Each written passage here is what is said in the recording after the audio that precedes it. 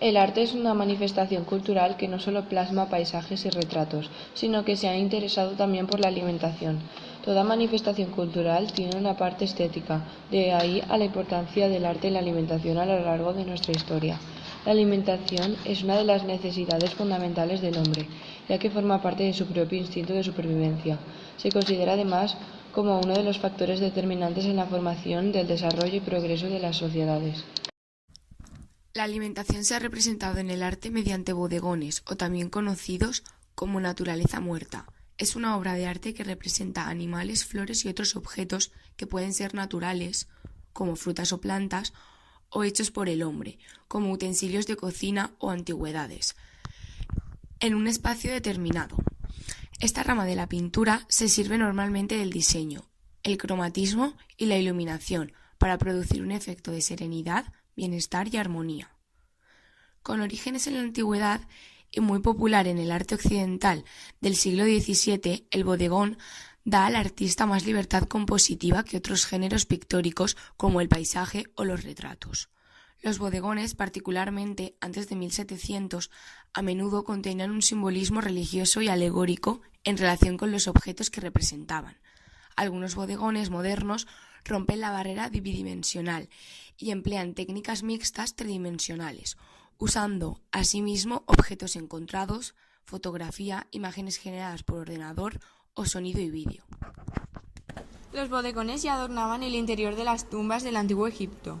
Se creía que los objetos relacionados con la comida y la vida doméstica serían reales en el más allá, dispuestos para que los muertos los usaran. Las pinturas sobre las jarras de la antigua Grecia también demuestran gran habilidad.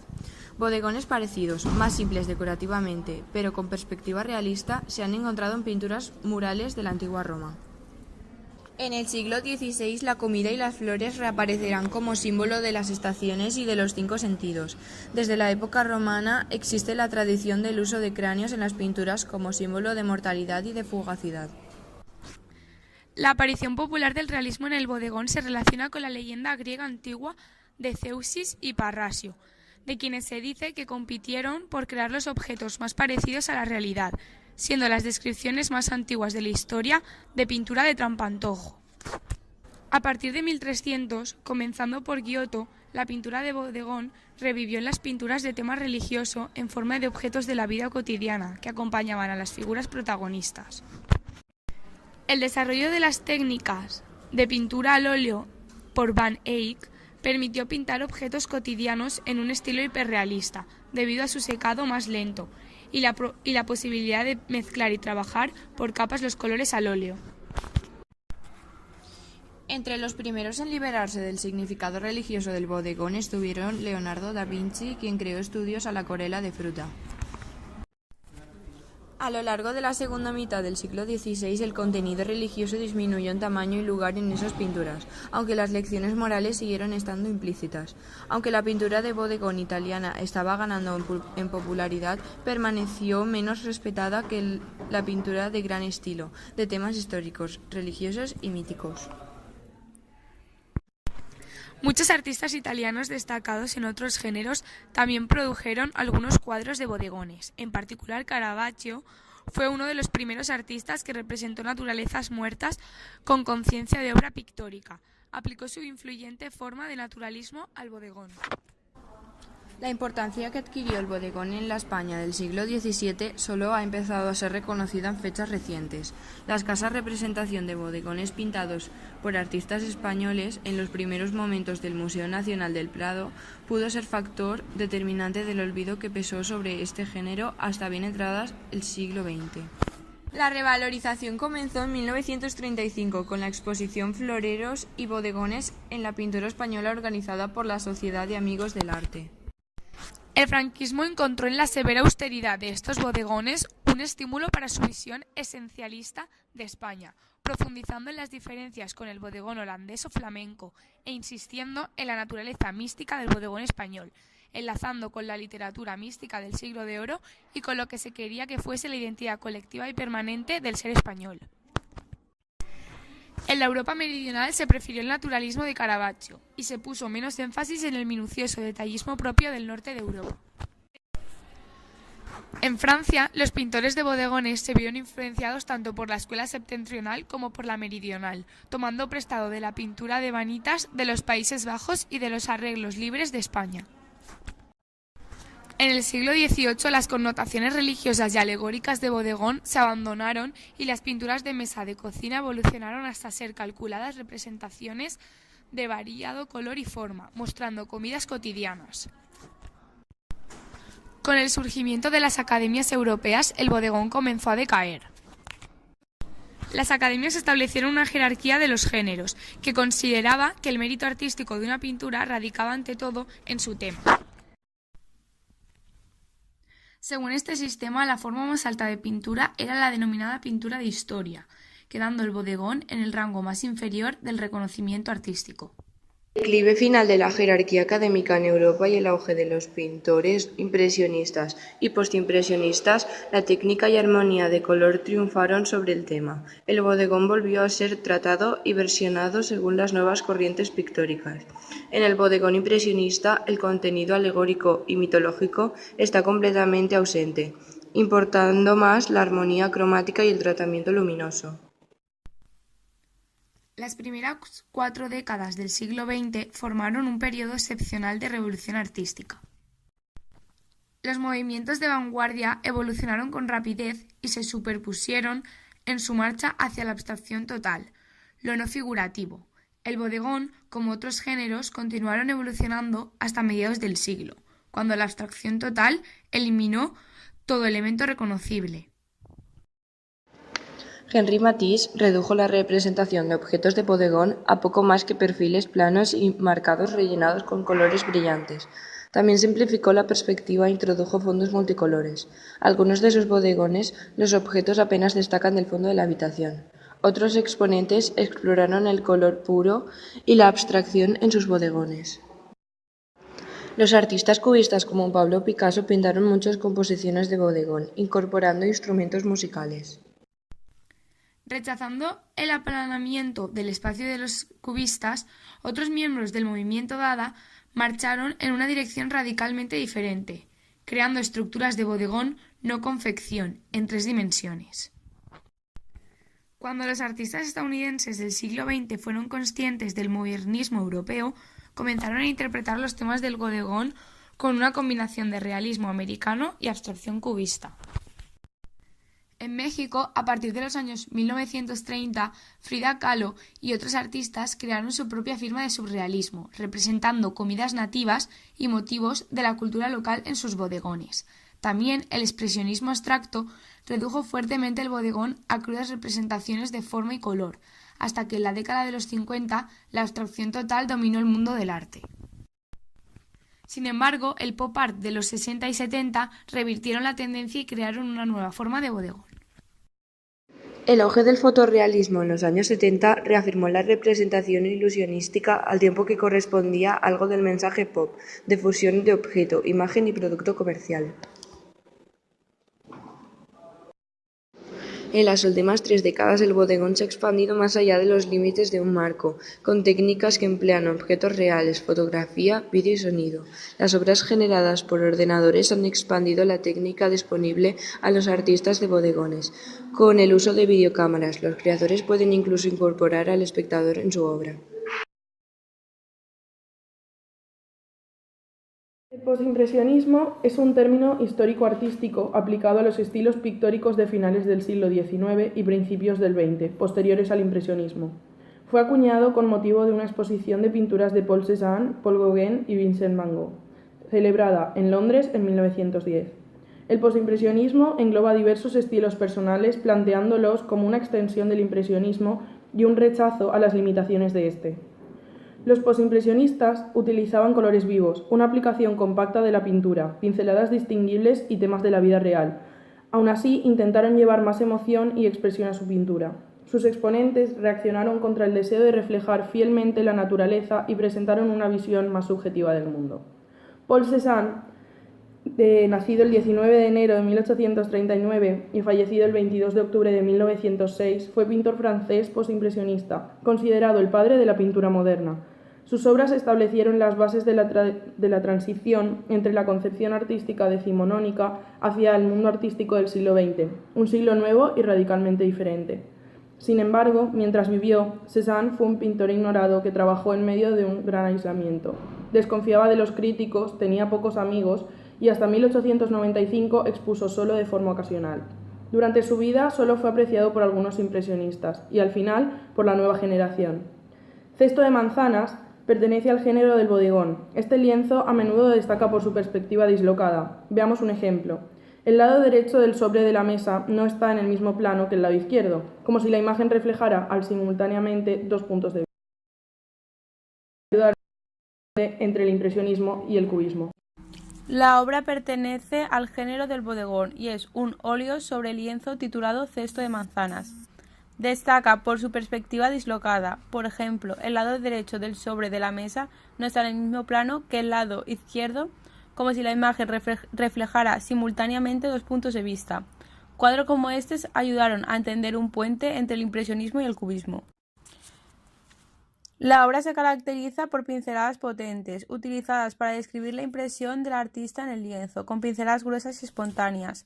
También se practicaron puntos de colores saturados. Los colores son vivos. La pintura se aplica por lo general densamente. Se han pintado superficies de solo color al lado de otro, de modo que estos se fusionaban en la percepción del espectador. Las tonalidades empleadas en la obra le dan un tono de calidez. Cézanne se interesó por la simplificación de las formas naturales a sus elementos esenciales geométricos. Así nos representa la naturaleza como cilindros, esferas, conos, etc. Además, la intención concentrada con la que grabó sus observaciones de la naturaleza dio lugar a una profunda exploración de la visión binocular, lo que resulta en dos ligeramente diferentes percepciones visuales simultáneas y nos proporciona la percepción de profundidad y un conocimiento complejo de las relaciones espaciales. Vemos dos puntos de vista diferentes al mismo tiempo. En la obra encontramos que la posición de los objetos representados parece estar desafiando las leyes de la física. La mesa no se ve, como sí que sucede cuando se trabaja con la perspectiva correcta, perpendicular a lo que debería ser el plano del suelo. Más bien parece levantada de tal manera que las frutas, el canasto, el plato, etc. lucen como si pudieran caerse. No coinciden tampoco sus bordes, ya que el lado izquierdo se ve notoriamente más bajo que el derecho. Por lo demás, tanto las frutas dispersas como el canasto y el plato están representadas de tal forma que parecen haber sido captadas desde puntos de vista distintos. De modo que Cézanne se aleja del modelo del punto de fuga. La única variedad en los ángulos de mirada que el cuadro muestra revela también de qué manera el cuerpo y no solo el ojo está involucrada en la aprehensión del motivo. El motivo es, de alguna manera, rodeado por el cuerpo.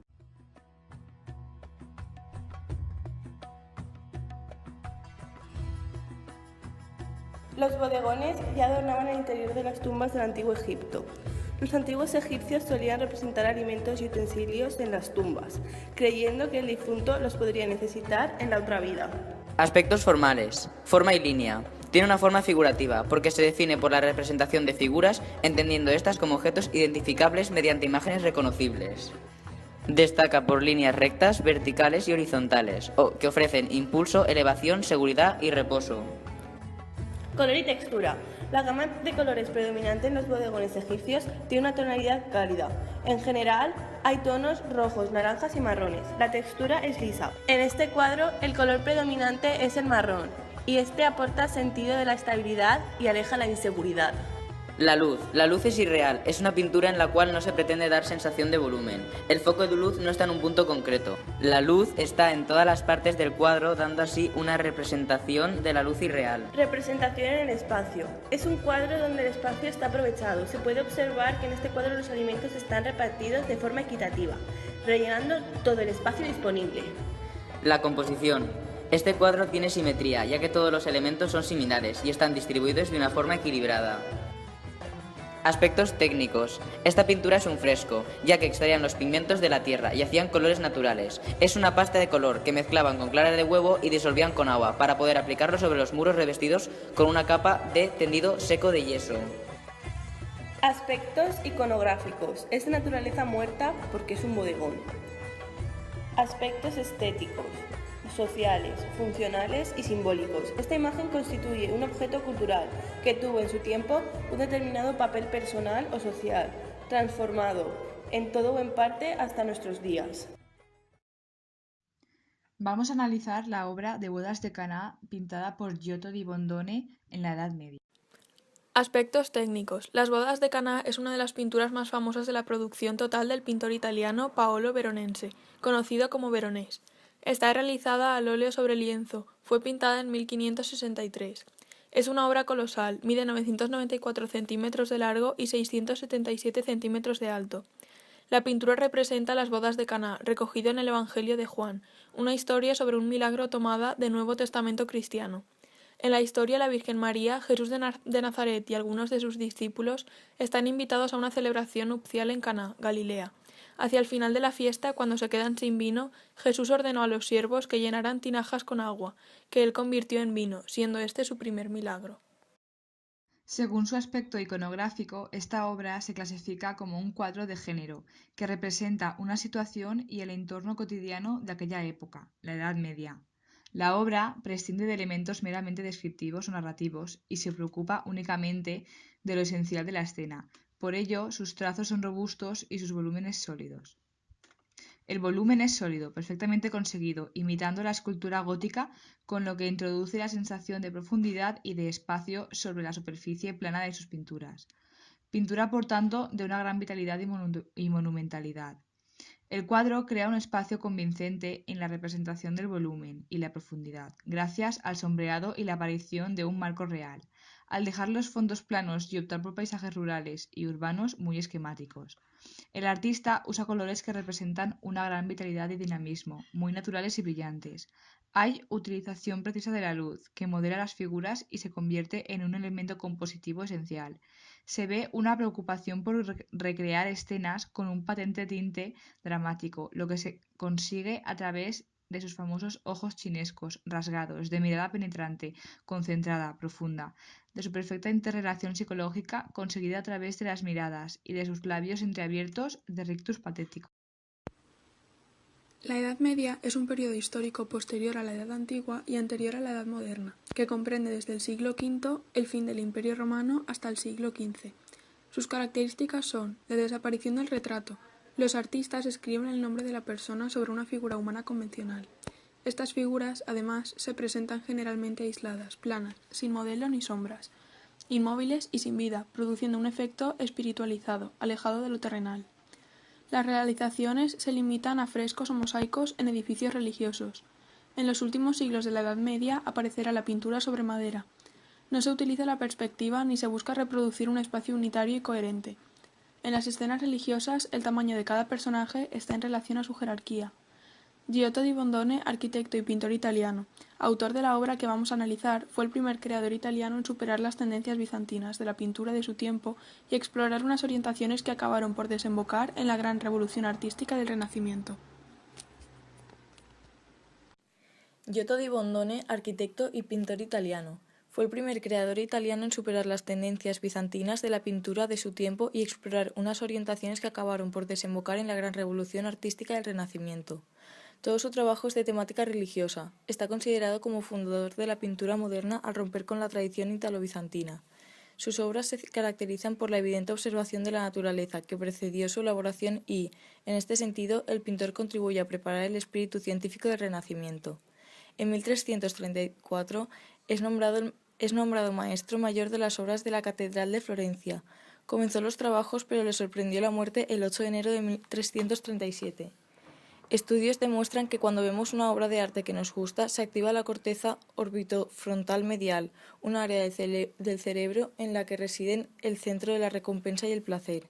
En ambos casos se comprobó que una obra de arte que no nos atraiga no activa estas zonas del cerebro. Estas emociones se ponen en marcha a través de las mismas neuronas que usamos para reflexionar sobre nosotros mismos. En definitiva, evaluamos las obras de arte como buenas o malas dependiendo de nuestro estado fisiológico en ese momento. Vamos a analizar la obra de Bodegón con Melón, pintada por Claude Monet, del impresionismo. Aspectos técnicos. En esta obra se puede apreciar todo ello convenientemente expuesto en una vajilla de porcelana china, que contiene las frutas veraniegas que el pintor quiso mostrar. Esta composición tan equilibrada está basada en la repetición de diferentes formas circulares: el plato puesto de pie, el melón, los melocotones, las uvas, el cuenco y los otros dos platos. El único elemento discordante y que sirve para romper con tanta armonía es el melocotón torcido que está rematando la torre. Aspectos iconográficos. Esta obra pertenece al aspecto iconográfico de naturalezas muertas o bodegones. Es una obra de arte que representa animales, flores y otros objetos que pueden ser naturales o hechos por el hombre, en un espacio determinado. Esta rama de la pintura se sirve normalmente del diseño, el cromatismo y la iluminación para producir el efecto de serenidad, bienestar y armonía. Claude Monet realiza unas pinceladas lineales de colores puros que dan lugar a una visión unitaria de atmósfera y graduación de colores cálidos a fríos. Sus pinceladas no obedecen ni a la forma ni al color, no siguen un rumbo fijo, pero percibidas globalmente adquieren un sentido unitario. Pese a ser una pintura en 2 dimensiones, nos transmite una sensación de profundidad, gracias a que las sombras están compuestas por colores fríos o desaturados que crean esta ilusión de profundidad, haciendo a los objetos del cuadro adquirir cierto volumen. Nos situamos seguramente en una casa. En una mesa se localizan ciertos elementos pertenecientes a un bodegón. Usa colores puros. Utiliza técnicas que le permiten crear nuevos pigmentos a través de los cuales se consigue una pureza y una saturación de color fascinante. Se puede decir que gracias a este uso de colores puros y saturados nace el concepto de contraste cromático, es decir, realizar contrastes entre colores cálidos y fríos, como bien podemos ver en la pintura de Bodegón con melón, en la que el plato está pintado con colores fríos, como es el caso del azul, mientras que los melocotones que tiene delante son naranjas y de tonos más cálidos. Las luces de esta pintura son saturadas y cálidas, resaltando así el fondo. Se rompe con la dinámica del claroscuro. Los elementos se representan en la pintura con cierto orden, situados de manera que reflejan armonía y sugieren estabilidad. Aspectos estéticos, sociales y funcionales. El impresionismo es una corriente de arte surgida en el siglo XIX, principalmente vinculada a la pintura. Los pintores impresionistas retrataban objetos de acuerdo a la impresión que la luz produce a la vista y no según la supuesta realidad objetiva. Sus características son: muestra una preponderancia de los colores primarios utilizados sin mezcla. Los tonos oscuros no son usuales. Los impresionistas postularon los principios del contraste cromático, que suponen que cada color es relativo a los colores que le rodean, y solían pintar sin intención de ocultar las pinceladas fragmentadas.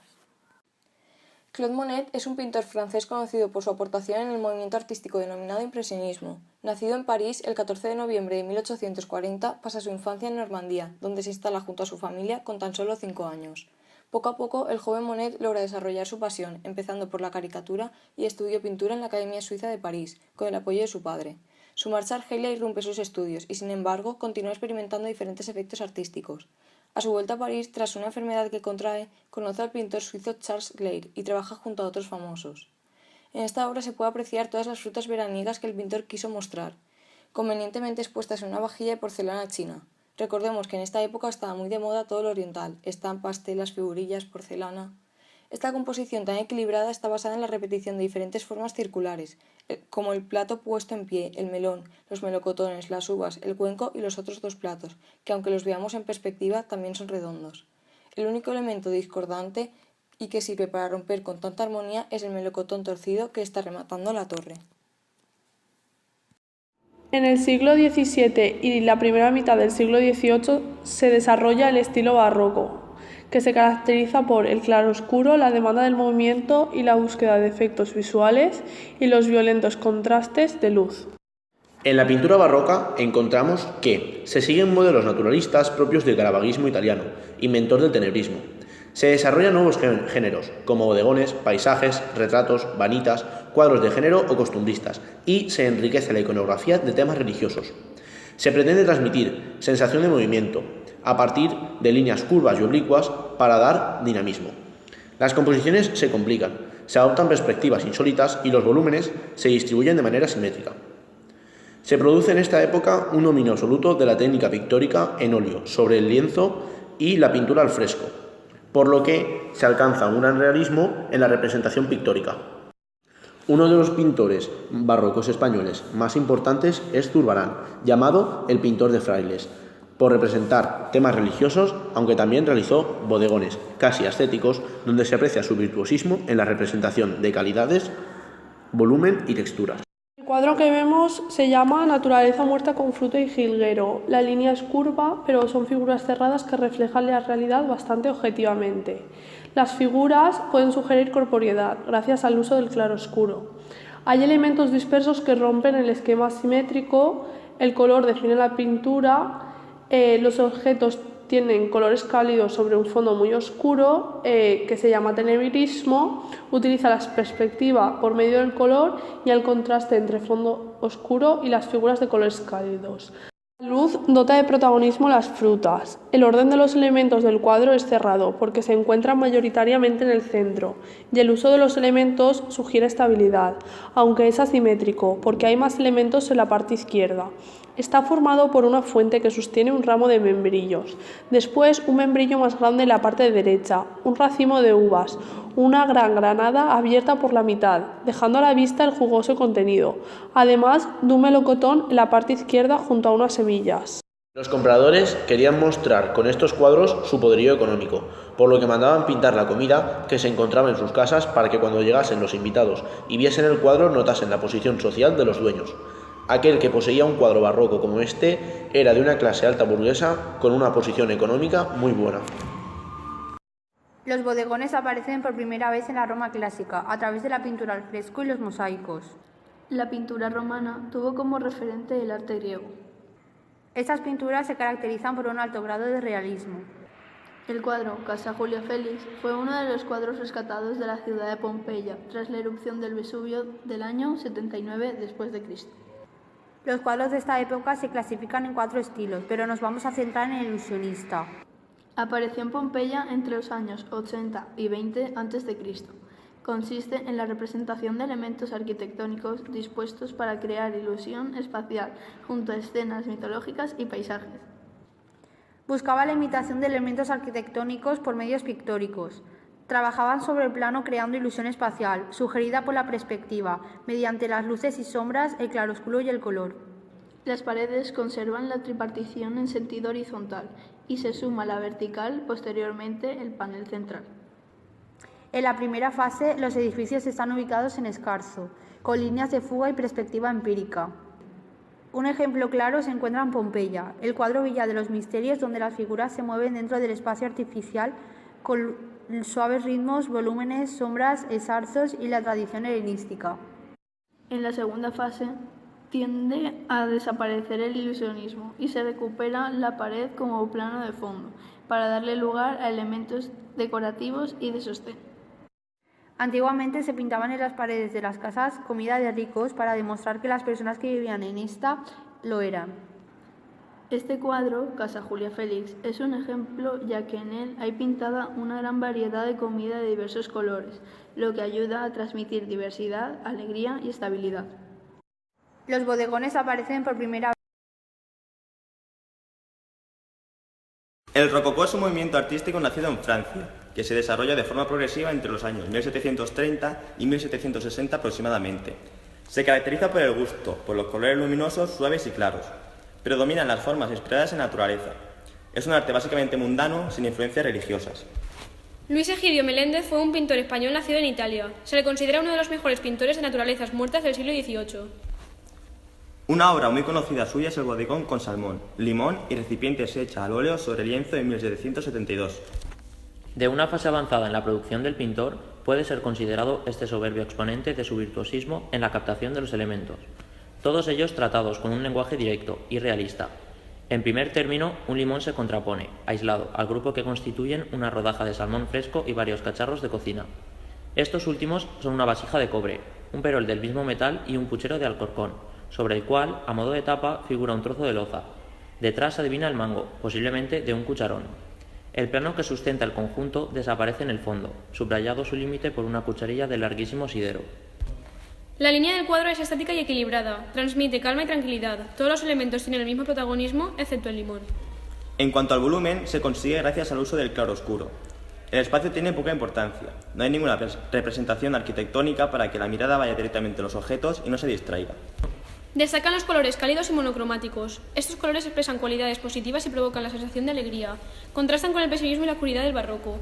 En el caso del limón es un gran contraste con el resto del cuadro. Es una metáfora ya que el limón en cocina mata el sabor del salmón y además tiene un color frío resaltado sobre los demás colores. Este cuadro se caracteriza por el predominio de la luz. El foco de luz se encuentra a la izquierda, las sombras a la derecha. Hay un fondo neutro para que resalten los elementos y los reflejos de vajilla son diferentes a los de los alimentos. La luz contribuye a la sensación de volumen. Se quiere que resalte el salmón y por eso lo han colocado en el centro de la composición. El ojo humano, por naturaleza, tiende a ver primero los elementos centrales. Se pintaban bodegones con alimentos para demostrar que las familias que los poseían tenían una buena posición social y no escatimaban en comida.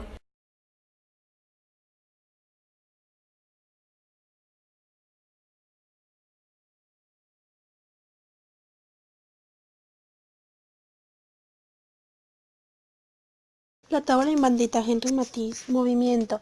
El fauvismo es uno de los movimientos del siglo XX. Se caracteriza por ser estético y sentimental, por ser un estado de espíritu ligado a las circunstancias del momento. Se apega a la libertad total de la naturaleza. Es más expresivo que realista, plasmado primordialmente en los colores. Este movimiento estaba cargado de espontaneidad, frescura y una actitud violenta con las que se enfrentaron a los convencionalismos de la época. Los llamados fauvistas creían que a través de los colores podrían expresar sentimientos, por lo cual usaban colores violentos para crear un mayor énfasis expresivo. Fue un cuadro conservado en una colección privada francesa de 1896 como un recuerdo de la infancia. Matisse pintó esta obra durante su primer periodo impresionista, en la que los pintores, con ganas de realidad sensible, evitan cualquier referencia a la construcción ideal de la realidad. Más bien prefieren tratar solo con los fenómenos ópticos de la visión, y para hacerlo con mayor fidelidad llevan a cabo el color en pinturas de fondo homogéneo, pero haciendo vibrar el conjunto a través de pequeñas inyecciones de color. El sujeto, una sirviente estableciendo una mesa perteneciente a un burgués rico, está dentro de los temas impresionistas que intentan representar la realidad cotidiana y la burguesía. También se recrea la forma modernista para representar las escenas como si estuvieran viendo desde arriba, de acuerdo con el estilo japonés. La mesa preparada divide la composición en diagonal del marco, una separación que parte desde la parte inferior derecha y tiende a la que está en la parte superior izquierda, y que acaba en la parte superior del marco con dos elementos verticales y sombras, las paredes. Matisse, además de usar una paleta de colores oscuros, trae la luz natural del sol solo de las ventanas y la cierra dentro de la habitación a través de las paredes. En la pintura la mujer ocupa un gran significado, ya que está organizando la mesa. Podríamos decir que por su apariencia es la criada. El color de la ropa conjunta bien con las paredes y los complementos que acompañan la mesa. El conjunto de la mesa representa una escena de la vida cotidiana. Una mujer terminando de poner la mesa para el almuerzo. La representación de este tipo de escena fue generalizada. Se puede llegar a la conclusión de que puede que sea una familia burguesa por la mesa, los colores y el hecho de tener una criada ornamentando la mesa para que la familia que se siente a comer esté más satisfecha. Las formas en el cuadro tienden a ser ovaladas, por ejemplo en adornos de mesa también. Las figuras resultan planas, lineales, encerradas en gruesas líneas de contorno. El rendimiento de la profundidad de la habitación es el trabajo de las paredes. Están en agudo contraste con la mesa de color rojo y con diferentes niveles de iluminación. Hacen alusión a la grandeza de la sala. La luz proviene de la ventana visible en el fondo de la sala, pero a raíz de las sombras de los frascos de vidrio oscuro se puede asumir una segunda ventana alrededor de los hombros de la mujer. Este artificio permite una iluminación más uniforme. Las proporciones en el cuadro están bien equilibradas, no hay figuras ni trazos desmesurados. Podemos indicar en lo que respecta a las formas, no hay ninguna que deje rastro de desequilibrio. Podemos observar que en la mesa hay un jarrón más pequeño que otro. O no, es un juego de perspectiva, ya que uno está más alejado del otro. También podemos observar la perspectiva de los árboles. Podríamos decir que este cuadro está hecho con la intención psicológica de que al ver una mesa bien hecha y con buenas vistas da más placer de sentarse a comer, ya que no te dejarás guiar por el hambre que puedes sentir, pero en cambio serás guiado por los ojos y de solo pensar en lo que te vas a comer en una buena mesa inmediatamente sentirás hambre. Michelangelo Merisi da Caravaggio fue un pintor italiano activo en Roma, Nápoles, Malta y Sicilia entre los años de 1593 y 1610. Baco, realizado en 1595. Esta pintura representa a un joven dios Baco, reclinado a la manera clásica con uvas y hojas de parra en el pelo. Sobre una mesa de piedra, enfrente de él, hay un bol de fruta y una jarra grande de cristal con vino tinto. Con su mano izquierda ofrece al espectador un cáliz o copa de vino, llana y ancha, aparentemente invitando al espectador a unirse a él con un cierto estado de ebriedad. La luz es aún manierista, está alejada de la tendencia tenebrista que el artista desarrollará en sus próximas obras. Cabe destacar algunos detalles, como el hecho de que la cesta de fruta del primer plano esté repleta de frutas no comestibles, simbolizando la fugacidad de las cosas mundanas. Recuerda la caducidad de la vida. Esta presencia de la muerte es un elemento típicamente barroco y forma parte de un claroscuro metafórico, en el cual no hay goce sin fin ni luz sin oscuridad. Esta advertencia, evidenciada en la madurez y casi putrefacción de ciertas porciones de fruta, en tanto que simultáneamente asociamos el elemento colorido, perfumado y sensual que ella implica con lo que despierta Bacco en sí, el desenfreno y el apetito sensual. El cuadro enmarca al personaje en un ámbito interior, intimista y artificial, en una actitud moderna, con elementos representativos de un estamento acomodado socialmente. Caravaggio produjo mayoritariamente pinturas religiosas y su influencia en el claroscuro y en la interpretación del realismo psicológico perduró a través de los tiempos. La línea es continua. Está compuesta por un trazado firme y cerrado, en el cual el autor se centra en dar viveza a las tonalidades más claras. Esto causa un efecto imaginativo y real, en las tonalidades claras resaltadas por el claroscuro. El volumen es bidimensional, se ve alterado por el efecto del claroscuro, otorgado en el fondo del cuadro, la copa de vino, las frutas del cuenco, el cabello del hombre, tonalidades oscuras que contrastan la blanquedad de la sábana, del mantel y de la tonalidad de piel del hombre. Para finalizar, el color. Se da un alto rango de tonalidades frías en el cuadro. Millet fue un pintor francés realista del siglo XIX. En su obra predominaba la pintura rural como exaltación nacional y costumbrista. Se mostraba también muy interesado por los efectos lumínicos y meteorológicos. Millet es el primer pintor que presenta como protagonista de un cuadro al trabajador, pero siempre con actitud resignada y paciente. El cuadro de las espigadoras muestra el trabajo rural haciendo hincapié en lo social. 3 campesinas ataviadas recogen inclinadas los restos de la cosecha. Sus posturas reflejan la fatiga que provoca su labor. En primer plano vemos 2 mujeres agachadas que dibujan un ángulo recto. A la derecha, una mujer semierguida cuyo límite de la cabeza coincide con la línea del horizonte. Las figuras están dotadas de gran corporeidad, son monumentales. El color se aplica con pinceladas cortas y precisas. La luz dorada y fuerte sugiere un día caluroso de verano, y la línea del horizonte, al quedar tan alta, concede mucho protagonismo a la tierra. El ritmo es estático, parece recoger un momento del trabajo. Durante la segunda mitad del siglo XIX asistimos a cambios importantes en la sociedad y en el mundo del arte. A nivel político es el siglo de las revoluciones burguesas. Durante todos estos años, una rica burguesía controla la política y también el gusto artístico a través de los salones, medio por el que los artistas exponen su obra y se dan a conocer. Frente a ella estarán el socialismo y buena parte de la intelectualidad y de los artistas que claman por una mayor libertad. Se identifica lo real con el progreso. Todo debe ser comprobable. El positivismo de Comte. Tienen gran importancia los descubrimientos científicos. El realismo reivindica el apogeo de la realidad, la importancia de los temas cotidianos, tratados de un modo objetivo sin idealización, frente a los grandes temas del pasado, como la religión o la mitología. Reivindica la importancia de los personajes humildes que son retratados como antes solo lo habían sido los grandes personajes. En realidad, lo novedoso de los realistas está en los temas, la manera en que tienen de afrontar la realidad, ya que la técnica es más bien tradicional. Se niegan a idealizar las imágenes y el hombre aparece en sus tareas normales, no hay motivos privilegiados. El expresionismo alemán surge a partir de 1905 con concordancia con el expresionismo francés. El grupo más destacado fue Die Brücke, formado por Ernest Ludwig, que era considerado el líder, Bley, Haeckel y Smith.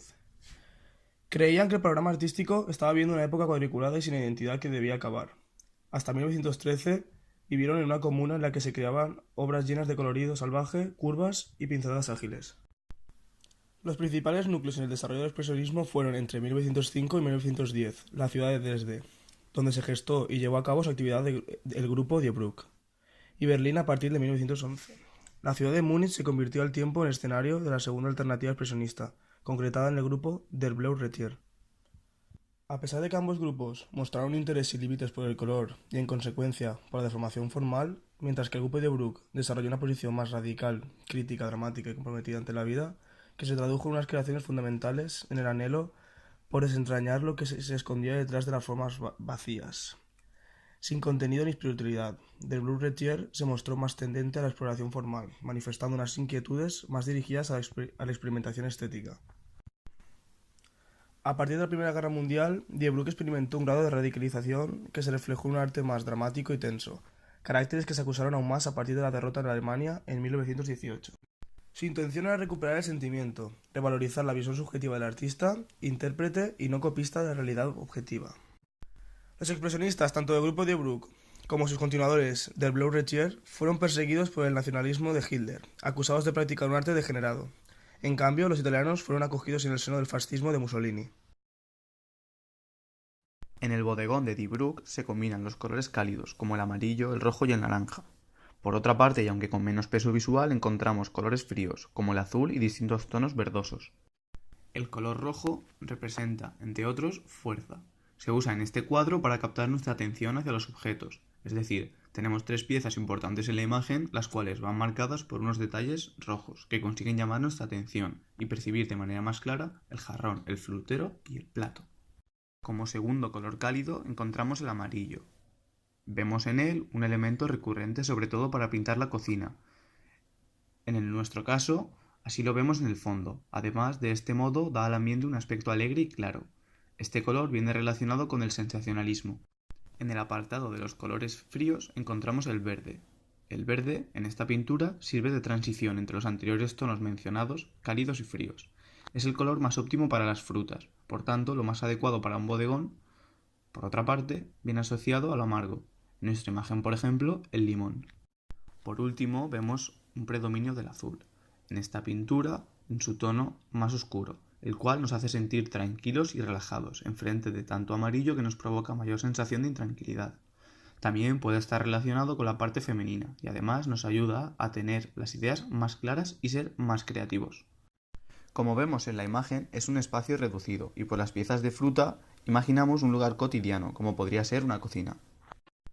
En cuanto a la forma, podemos resaltar dos características principales. Por una parte, es tangible, ya que se puede tocar, tanto el plato como el jarrón como el frutero, y por otra parte, destacan las formas abiertas, ya que las pinceladas se extienden y penetran en la obra. En cuanto al apartado de la luz, consideramos que esta en concreto pertenece al apartado de la luz real, ya que es posible que esta luz fuera proyectada en el momento en el que se representó esta escena. En cuanto a la línea, podemos ver cómo se combinan los trazos curvos con las líneas rectas. Los primeros nos aportan dinamismo, los segundos, las rectas horizontales, nos dotan de seguridad, reposo y estabilidad. La textura es simplemente rugosa y áspera. A continuación, estas imágenes muestran el gran fenómeno de la cocina creativa, los trampantojos, que son elaboraciones que juegan visualmente con el comensal, es decir, parecen una cosa pero en realidad son otra muy distinta. El objetivo del chef es sorprender al cliente, poniendo toda su creatividad y talento en el plato. A continuación veremos algunos ejemplos. Vale, parece que ante nuestros ojos tengamos aceitunas negras, pero en realidad son esferas de queso y anchoas en aceite de oliva. Lo que tiene forma y color de sobrasada acompañado de galletas, en realidad es crema de gambas rojas.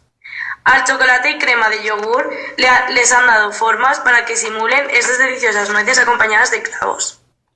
Lo que esconde esta aparente menestra de verduras es una deliciosa ensalada de frutas. Y de manzana roja es en realidad pisto de frutos rojos. El típico chocolate con churros son una crema de morcilla con churros hechos de manzana. Aparentemente parece fruta, pero es un mousse de hígado de pollo y foie gras.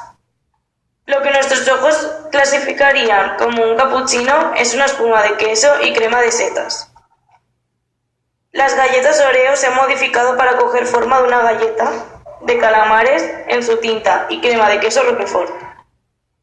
Y vamos más allá. Los trampantojos pueden parecer, aparte de alimentos, objetos u otros animales. En este caso parecen piedras y verdaderamente son un puré de garbanzos y algas, uno de los platos más conocidos del trampantojo. Cocinado por el chef Pepe Soya. Todos veis un ramito de tulipanes, ¿no?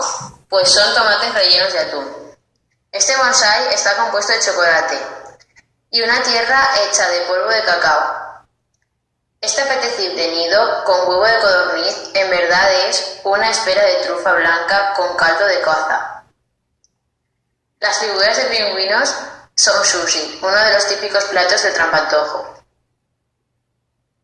Finalmente pensamos que la estética no lo es todo y que cuando queremos comer porque tenemos hambre es más importante el sabor que la imagen. Además, los trampantojos suelen tener un precio elevado y no todo el mundo se lo puede permitir, aunque siempre se pueden hacer caseros.